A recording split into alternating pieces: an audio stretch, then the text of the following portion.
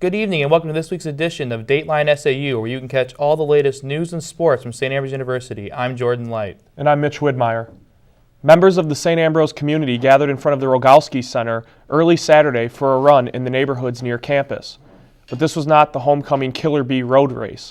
They were running in the annual Dash for Drex, a 2.1-mile event to honor the memory of SAU student Derek Drexler.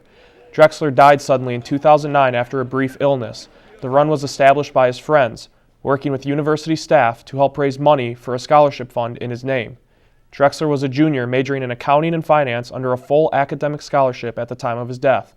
This is the 5th year for the Dash for Drex run. Posters hang around the SAU campus everywhere, promoting everything from sports to club events. But recently, the signs become a target for a symbol of hate. Kelly Steiner explains.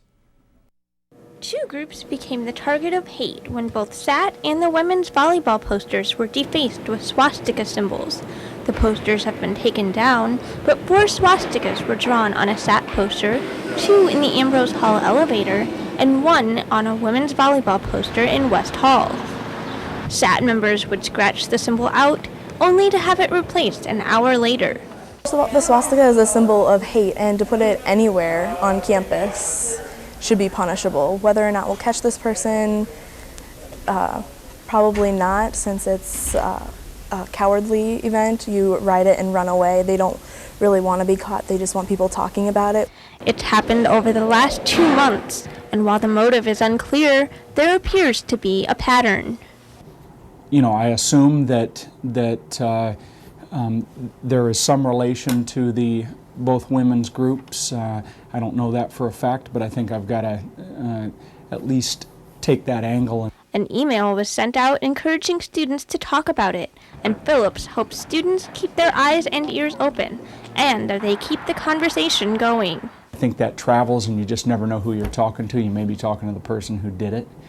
No more symbols have appeared since the email was sent out, but Para is happy Ambrosians are showing their support against the symbol. But people are talking about it now and they are aware, and I am very proud of some people saying that it's making them sick that somebody on our campus would be drawing these things on our posters and defacing Ambrose property this way. Kelly Steiner, Dateline SAU. Last week, St. Ambrose students picked up the microphone for a chance to show off their voices in the Ambrose Idol competition. Dateline SAU's Paige Allen has more.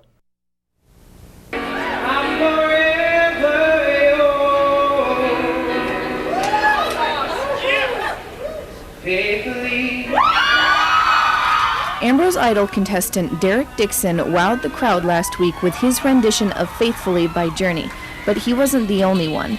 Several singers entertained the packed Rogalski Center food court with music stretching from country to rock to Disney melodies. Despite all the talent, however, Dixon managed to snag a winning prize and a standing ovation. I never in a million years would have thought that would have happened. I just decided that I had time, and I thought, well, I'll try this. I like to sing. So I mean, it was insane. Like, never would I thought that I would have got that kind of ovation. Dixon will be graduating before he has a chance to perform in the next Ambrose Idol, but he encourages others to participate next year. I hope more people try out, just do it, because it's a good experience, and I think, just like tonight, I mean, not expecting anything, just coming in. I didn't even know you could win anything. I thought it was just doing something. So I think just the whole experience was just really awesome. Paige Allen, Dateline SAU. St. Ambrose students were given the opportunity to become more educated about sexual assault, while also taking a break from studying for finals. Dateline SAU's John Rolfe takes a look at the event. The Ambrose community gathered in the Rogalski Center Ballroom on April 24th. Their goal? Raise awareness for sexual assault as part of Sexual Assault Awareness Month. This was the first time her campus, SAU, did such an event.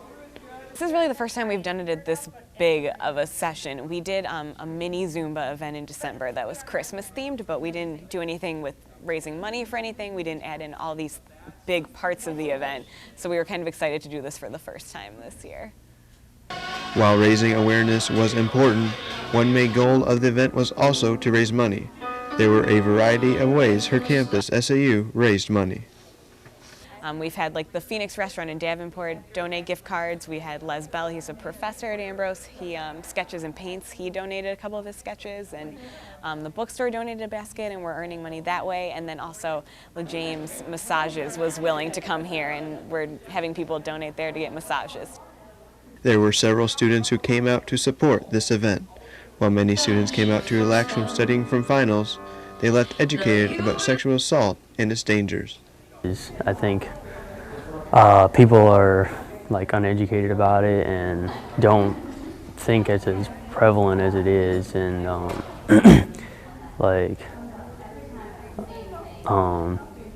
think the world's a dangerous place, and it's important for people to be aware of what's out there and how to defend themselves.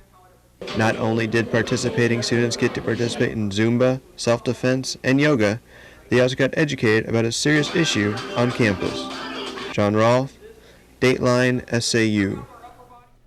Radio station KALA is the host to many student-driven shows. Students at St. Ambrose University are given an opportunity to go on the air live on a broadcast radio station, something many other schools can't offer.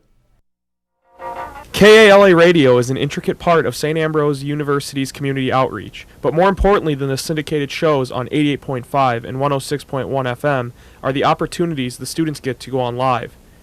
You know, I think the school has done a great job in setting up the communications program here, especially the radio station. We get such an opportunity to get hands-on experience, unlike a lot of people. In such a professional environment with such great teachers like Dave and down on TV, Duke. It's amazing that the equipment we get to use, the experience we get to get, it allows us to have a portfolio when we graduate college to take to a radio station and say, look, this is what we've done on the radio, on air already. Before we've even graduated college. Students are not restricted to the usual music genre options, as the KLA radio station is open to most student ideas. Co-host a show on Thursday night the 7th called Unsportsmanlike Conduct, and it's a sports show. Really just kind of came with the idea that, hey, I want to do a sports show. Me and my friend do, to Dave Baker, and Dave was totally on the idea, and he was like, hey, we have this history with this Unsportsmanlike Conduct thing. And so it was like, you guys should just take up the name, and we started doing it, and we try to get listener feedback through Twitter, and it's a lot of fun. I just really enjoy on Thursdays coming in here, gritting the microphone, and really just having an awesome time. And it's something I always dreamed about doing as a kid, but really never thought it would be a possibility. But it's been cool to make it a reality. Joe Cordigan and Jordan Light are just two of the many students that have been given the opportunity to shine on KLA Radio. A lot of colleges have college radio stations. It's not a lot of colleges that have a college radio station like we have here at Ambrose. It's professional, it's well-renowned. I mean, it's a community radio station that is well-known. When an Ambrose student gets on the air, it's guaranteed that he's going to be heard, and he or she is expected to be professional when on the radio. You can tune in to their shows on KLA at 88.5 and 106.1 FM. Students majoring in the music field performed one final time at the end of the semester in a special recital Monday in the Rogalski Center. The student music recital featured classical music and Broadway pieces performed on flute, piano, French horn, and as well as vocals. The event gave students an opportunity to showcase talent and skills they have and developed while studying music at St. Ambrose University. They were accompanied by pianist Becky Seward. As the semester comes to an end, St. Ambrose University has begun to honor SAU students for their achievements throughout their academic careers. On Monday night in the Rogalski Center, 22 SAU students were inducted into the Alpha Chi National College Honor Scholarship Society. Alpha Chi is a nationwide honor society whose purpose is to promote and reward academic achievements among university students. In order for a student to be eligible for membership into Alpha Chi, the student must have earned at least 24 hours at the university and must rank in the top 10% of the junior or senior class. Inductees sign their names in the society's membership book and were presented with a certificate and pin. If you would like to know more about Alpha Chi Honor Society, visit www.alphachiHonor.org. Earlier this week, the school's latest edition of Quercus was released. That's the St. Ambrose Journal of Literary and Visual Arts, and it gives those chosen a chance at publication. Dateline SAU's Shelby Shepard has more. On Tuesday, April 30th, Veronica Swanson participated in her final Quercus show. A senior who has been part of the Literary and Visual Arts Journal for the past 3 years, Swanson has enjoyed her experience. I love getting to be a part of publishing work. I think it's really great. It's a great experience. An experience that is valuable to her future as well as everyone else published in the journal. There's no question it really works well on people's resumes. And we've had editors get jobs before they even graduate based on their work with this. And definitely both artists and writers are using it as part of their portfolios. While it does look good on a resume, Swanson has her own opinion on what it means to be published. Really an honorable thing. I guess coming from an artist's point of view, we do shows. That's more common for us. That's pretty honorable too, but to have our work published, it's even more amazing, I guess, because that's something that doesn't happen as often. Quercus has been offering students, faculty, and alum the opportunity to be published for the past 22 years. While only less than 10% of admissions are actually published, Herzik, who started the journal, believes the whole process is valuable, like whether or not somebody actually publishes something. Anytime you start preparing your work for publication or just for showing, it changes a little bit the way you look at it, and it makes you a little self-conscious in a positive way, I think. Shelby Shepard, Dateline SAU. Copies of Quercus can be found all over campus and are free to the public. If you cannot find a copy and would like one, contact Carl Herzig. There's a new buzz at St. Ambrose University, and this time there is no pun intended. This past Sunday, the Green Life Club brought an actual beehive to the neighborhood. The bees have taken up their residency in the corner of the Green Life Garden, located at the St. Vincent Center north of campus. Members of the club said they brought the hive to campus to give a tribute to the school's patron. St. Ambrose the Saint is associated with bees and beekeepers because of his public speaking abilities. Legend says his voice was as sweet as honey. The bees will help pollinate the vegetable plants in the garden and produce a small amount of honey. Green Life is looking for someone to serve as its beekeeper for the hive. Interested persons can contact the club through email, beegreen@sau.edu. For the second time in 2 semesters, a popular music group at St. Ambrose University is undergoing some major changes. Dateline SAU's Nick Volasin has more. Due to the upcoming graduation of several core members, SAU men's a cappella group B Sharp recently expanded to 18 members. But after just 1 semester of the expansion, the group will re-audition and go back to 10 men. We added the alternates, that I ended up calling the wannabes, because I wanted to instill some camaraderie and loyalty to the group. While overall camaraderie was attained, the large group proved to be too much, as the group saw its performance schedule plummet from 12 performances in the fall to only 2 this past semester. It's a little bit more workable, usable in a performing situation, and 10 has worked very successfully for us. With a light performance schedule and the group's explicitity less of a focus, many members saw their individual roles and importance diminish. I don't think some of the new people, and maybe a couple of the old people, look at their contribution as being as important. The group's identification may have been different this semester, but their accomplishments vocally were still very successful. Nick Volasin, Dateline, SAU. Coming up in sports, the Queen Bee softball team looks to extend a winning streak and grab a conference title. And the SAU football team shows off a new and improved roster in the annual spring inter-squad game. Sean Nolan has the scores and highlights coming up after this short break. Stay tuned.